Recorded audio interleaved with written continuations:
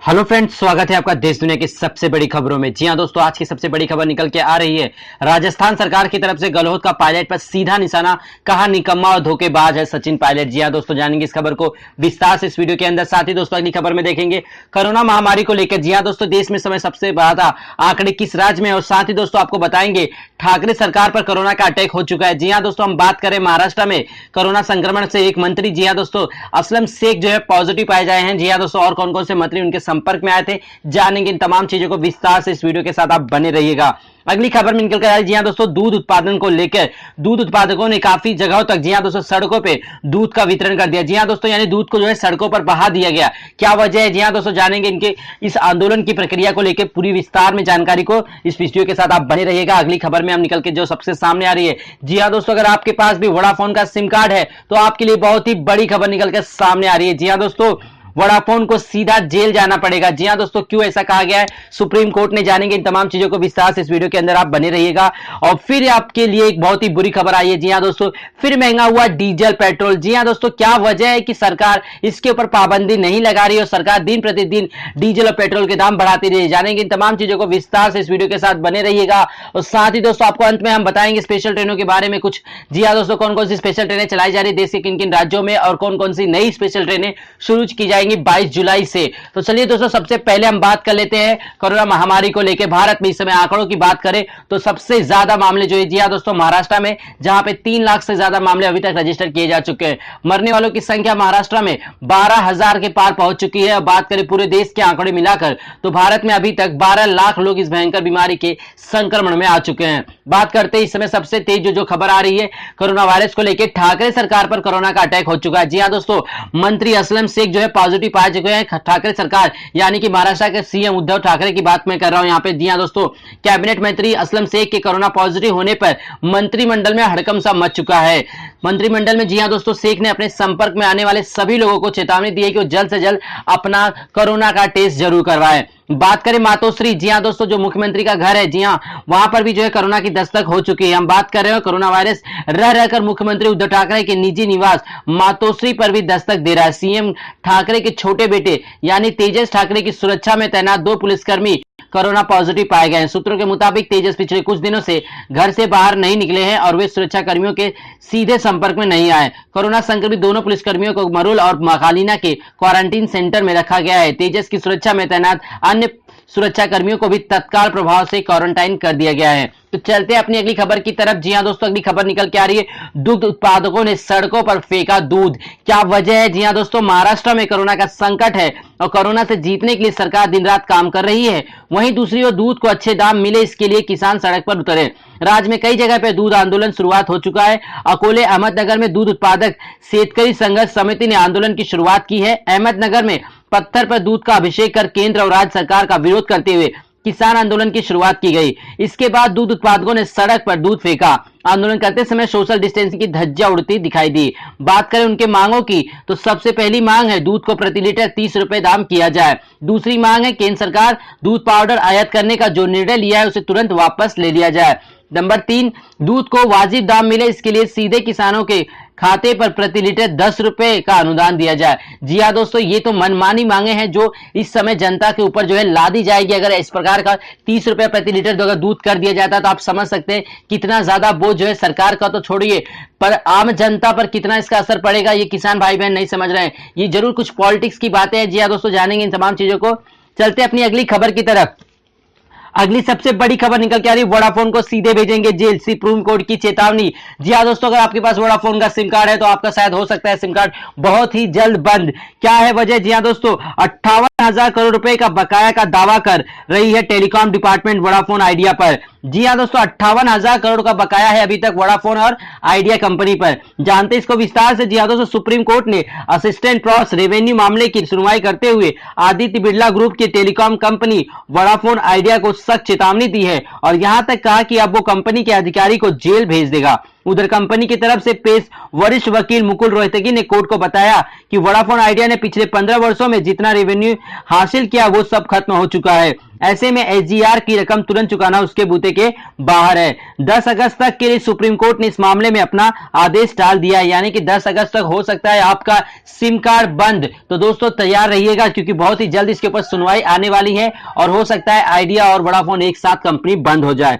तो चलते हम अपने अगली खबर की तरफ।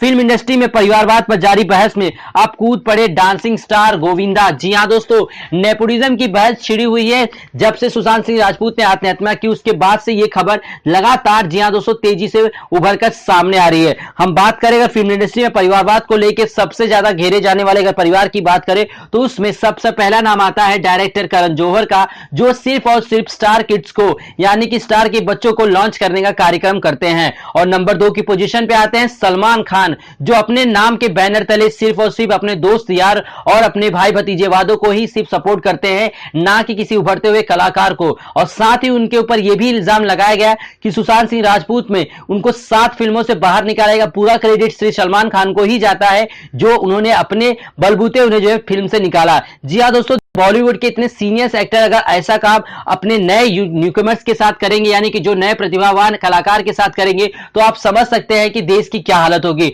भारत जैसे बड़े देश में जी हां दोस्तों, जहां बॉलीवुड की इतनी ज्यादा इज्जत है और इतने ज्यादा दर्शक है, उसके बावजूद बॉलीवुड में सिर्फ और सिर्फ नेपोटिज्म चलता है। और इसका सबसे बड़ा उदाहरण आप देख सकते हैं कि बॉलीवुड में सिर्फ और सिर्फ जी हां दोस्तों बच्चों यानी बच्चों के बच्चे ही जो है काम कर रहे हैं। और इसी की वजह सबसे बड़ी यह है कि भारत को आज तक एक भी ऑस्कर अवार्ड ये बच्चे नहीं ला पाए, यानी कि ये स्टार किड्स नहीं ले पाए। ये नेपोटिज्म के शिकार जो हो रहे हैं ये नहीं ले पा रहे। क्यों? इसकी सबसे बड़ी वजह है कि कलाकार तो घर बैठे हैं और जो कलाकार नहीं है यानी कि जो नेपोटिज्म की वजह से बाहर आ रहे हैं उन्हें जो है बॉलीवुड दिखा रहा है। तो ये सबसे बड़ी जी हां दोस्तों दुर्दशा है हमारे भारत देश की, क्योंकि हमें अगर इनाम यानी जीतना है यानी ऑस्कर जैसे प्रतिभावान पुरस्कार को प्राप्त करना है तो हमें प्रतिभावान कलाकारों को आगे लाना होगा, जो मुश्किल दिखाई देता है। जी हां दोस्तों, फिलहाल जो है सुशांत सिंह राजपूत के सुसाइड के बाद से मामला गर्माता जा रहा है और इसमें अब श्री गोविंदा का भी जो है एंट्री हो चुका है। मेरे माता जी, मैं गोविंदा के कुछ शब्द आपको बताना चाहूंगा।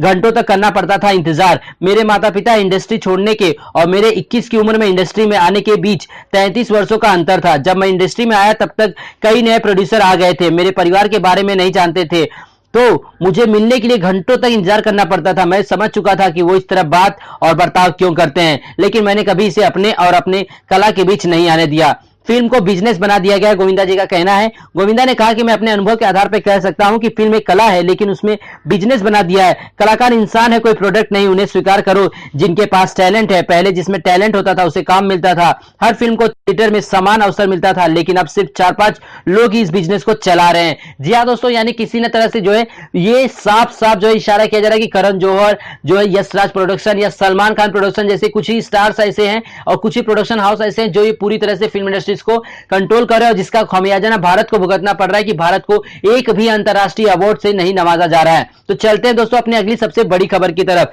अगली खबर निकल के आ रही है, फिर महंगा हुआ डीजल पेट्रोल।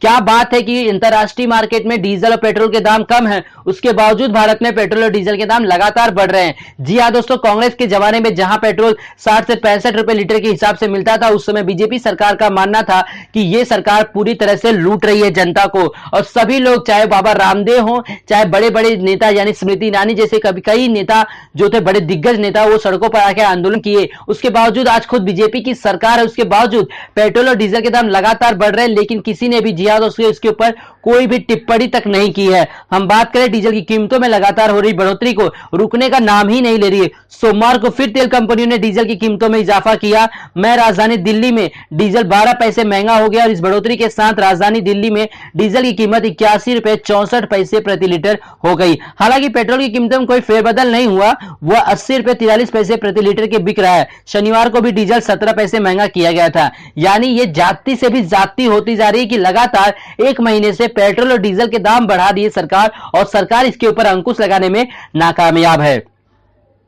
तो दोस्तों देश में इस समय तमाम ट्रेनों को जी हां दोस्तों 12 अगस्त तक के लिए रद्द किया गया था। रेल मंत्रालय का यह फैसला किया गया था कोरोना वायरस के बढ़ते संक्रमण को देखते हुए। लेकिन देश में कई जगहों पे प्रवासी मजदूर भाई बहन फंसे हुए थे, जिनको निकालने के लिए सरकार ने स्पेशल ट्रेनों को चलाने की अनुमति प्रदान की थी। लेकिन आने वाले कुछ ही समय में जी हां दोस्तों स्पेशल ट्रेनों में भीड़ बढ़ती हुई दिखाई दी और सोशल डिस्टेंसिंग की पालन नहीं हो पा रहा था, जिसकी वजह से सरकार ने कुछ और नई ट्रेनों को जो है दिन प्रतिदिन जी हां दोस्तों संचालन करने की जो है योजना लगा दी। और जी हां दोस्तों अभी आज के लिए आपके लिए एक अच्छी खबर निकल के आ रही है कि 40 नई ट्रेनों को 22 जुलाई से शुरू किया जाएगा उन रूटों पे जहां पे सबसे ज्यादा गर्दी देखने को मिली। जी हाँ दोस्तों, इसकी लिस्ट जारी कर दी गई है। तो दोस्तों अगर आपको भी जानना है कि आपके रूट पर ट्रेनें, स्पेशल ट्रेनों की संख्या बढ़ाई गई या नहीं बढ़ाई गई, तो आप वीडियो के नीचे कमेंट करके हमें बता सकते हैं, क्योंकि बहुत सारी रूटें हैं। जी हाँ दोस्तों, अगर मैं वीडियो के माध्यम से बताऊंगा तो बहुत लंबा हो जाएगा, इसलिए आप चाहे तो वीडियो के नीचे कमेंट करके हमें पूछ सकते हैं डायरेक्टली। जी हाँ दोस्तों, हम आपको लिस्ट सेंड कर देंगे कि कौन कौन सी रूट पर कितने बजे और हफ्ते में कितने दिन ये ट्रेनें चलाई जा रही है। जी हाँ दोस्तों, आप रजिस्ट्रेशन करके आप आसानी के साथ अपना टिकट प्राप्त कर सकते हैं। साथ ही दोस्तों आपकी जानकारी के लिए बता दूं, प्रवासी मजदूरों को टिकट मुफ्त दिया जा रहा है सुप्रीम कोर्ट के आदेश के अनुसार। जी हाँ दोस्तों, सुप्रीम कोर्ट ने आदेश के अनुसार कहा था कि प्रवासी मजदूर भाई बहनों को उनके घर पहुंचाने की जिम्मेदारी सरकार और राज्य सरकार की, यानी केंद्र सरकार और राज्य सरकार के बीच की बात है, और ये दोनों को आपस में मिलकर इन्हें जो है निकालना होगा, और इनका जो भी किराया शुल्क होगा ये केंद्र सरकार और राज्य सरकार अपना खुद खर्च करेंगे। तो दोस्तों अधिक जानकारी के लिए आप हमें वीडियो के नीचे कमेंट कर सकते हैं। तो उम्मीद करता हूं आज का वीडियो आपको पसंद आया हो, तो वीडियो को एक लाइक कर दीजिएगा। चैनल पर पहली बार आए हैं तो चैनल को सब्सक्राइब जरूर कर लीजिएगा। हम आपके लिए लेकर आएंगे देश दुनिया की तमाम खबरें सबसे पहले स्मार्ट नौकरी चैनल पर।